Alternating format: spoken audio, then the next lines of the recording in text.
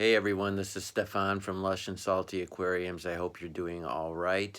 I'm okay, but I'm in one of my daughter's rooms because in the new normal of social distancing, everyone's out by the rest of my fish tank. So the only place I can do a video at all without a ton of background chatter is in the only daughter who happens not to be home right now. But luckily she has this beautiful tank in here that I set up, featuring that lovely female betta who's been raised since infancy, basically a super tiny juvenile that I got at Petco for like $4.99 or something like that, but it's turning into quite a specimen with that flared finnage, and it's very spunky and has a tremendous appetite. I anticipate her being at full size by summertime.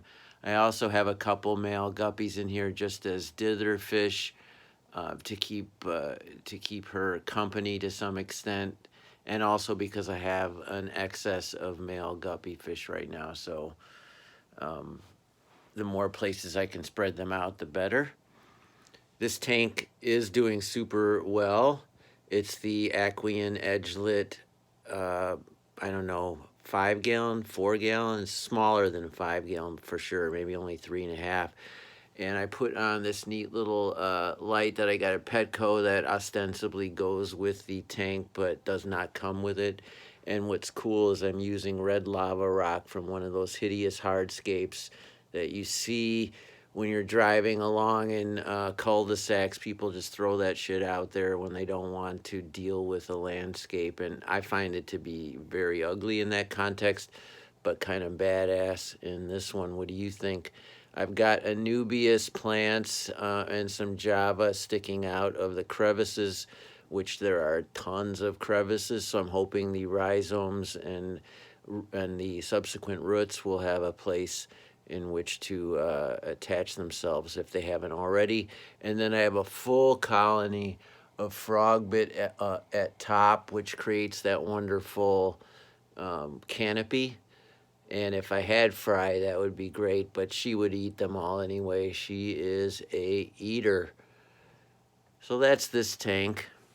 And now, kind of personally, I've been doing really good with this coronavirus thing, and I love having a fish tank hobby as a form of therapy. But today I started going a bit nuts. Just kind of had this headache, was restless and irritable, felt discontent. I did go for a massive hike, and that always helps. But there's just no way around it. I was, in a goofy place, and I didn't really have anything I could do to these aquariums. It would start to become counterproductive if you like over maintain. Then you're just, I mean, and my slogan is put your hands in the tank, but if you do that too much, you're gonna stress out your fish and bring in contaminants and a bunch of other problems. So I'm like trying to refrain from, busting a move in these tanks. And I don't have anything else to do between exercise, which is getting more and more limited every day. The freaking monkey bars that no one ever used out by a closed school, they wrapped yellow tape around it. I mean, WTF, so that bummed me out.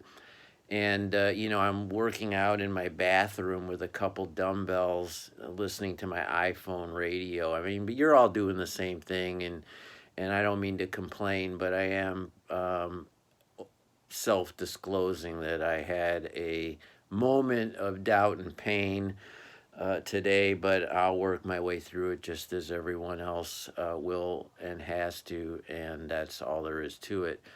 I really dig the way this tank kind of looks as I make this selfie video. It seems to look terrific on my monitor here.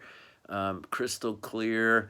I love the way the green and the red contrast, and of course how it makes the betta fish pop in her lovely little world.